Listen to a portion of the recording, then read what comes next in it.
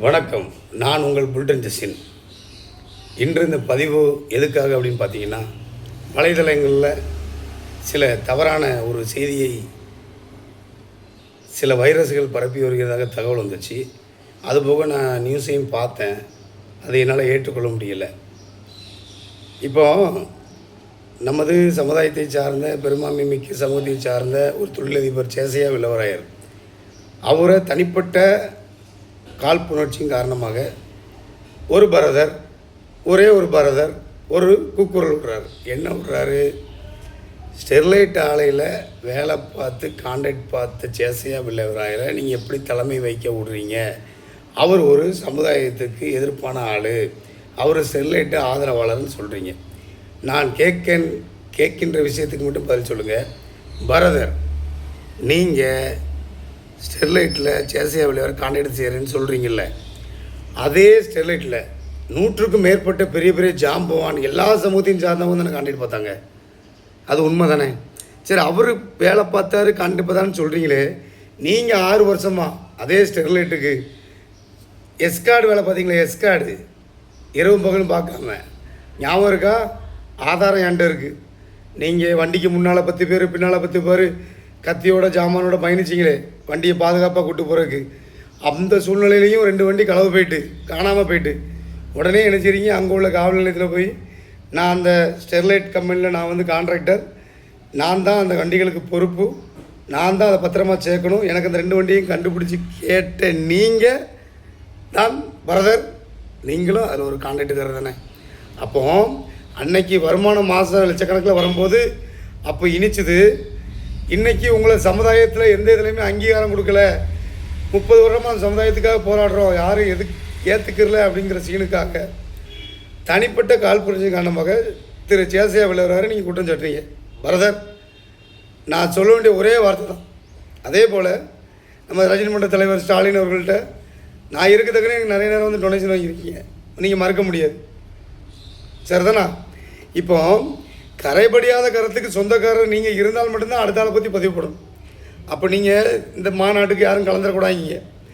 என்ன குறிக்கோள்னால நீங்கள் சொல்ல வரீங்க அதையும் நான் நியூஸில் கேட்டேன். ஸ்டெர்லைட் நிறுவனம் 2 மண்லாரி காணாமல் போயிட்டுன்னு சொன்ன உடனே ஆளாக குரல் கொடுத்து காவல்துறையை போய் அணுகிறது பரதர். நீங்கள் அதை ஏற்றுக்கிறங்க.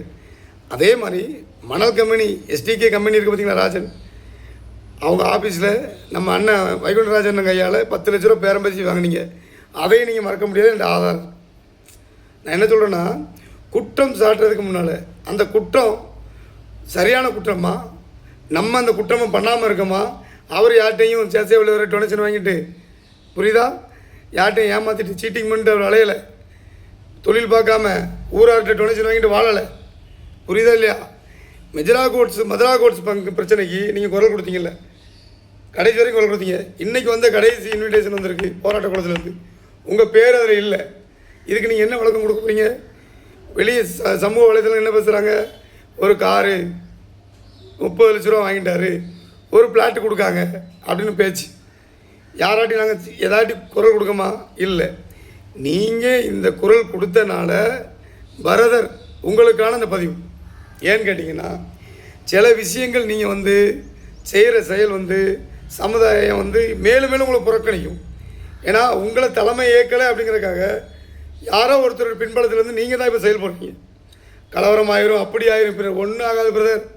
நீங்கள் சொல்லி யாரும் வராமல் யாரும் இருக்க மாட்டாங்க. நான் இப்பவும் சொல்கிறேன், இது வளர்ச்சியான பாதையில் பரதகுல சமுதாயம் ஆன்மீகத்திலையும் அறிவிலையும் ஞானத்திலையும் ஊடக பிரிவிலையும் சொந்த பந்தங்கள் எல்லாமே வளர்ந்துருக்கு. அதனால் நீங்கள் சொல்கிற இந்த குட்டி கதையை நம்பி 30 வருஷத்துக்கு முன்னால் ஏமாந்த மக்கள் இப்போ கிடையாது.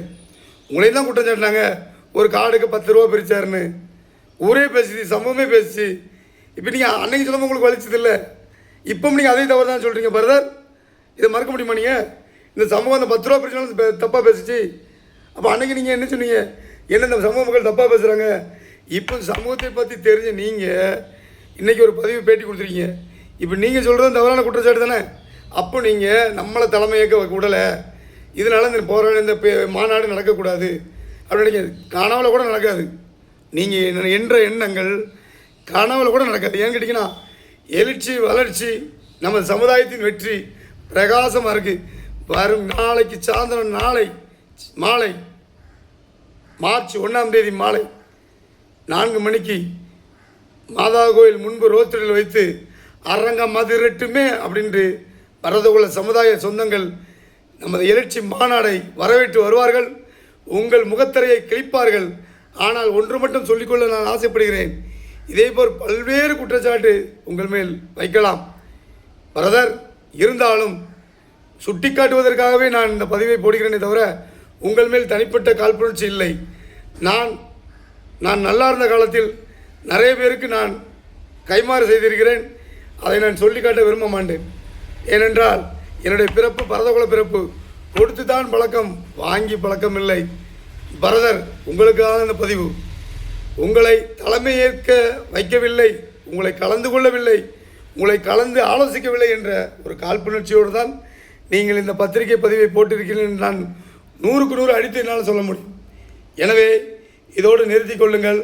சமூகம் மேலும் உங்களை புறக்கணிக்கும். இது இந்த இடத்தில் உறுதி. இன்றிலிருந்து உங்களை பரதர் என்று அழைப்பார்களே, இன்றிலிருந்து நான் சொல்கிறேன், அகங்காரம் பிடித்த பரதர் என்று இனிமேல் உங்களை அழைக்கப்படுவீர்கள் என்று நான் பரதகுல சொந்தங்களுக்கு சொல்லி நல்ல ஒரு குறிப்பை சொல்லி விடைபெறுகிறேன். நன்றி, வணக்கம்.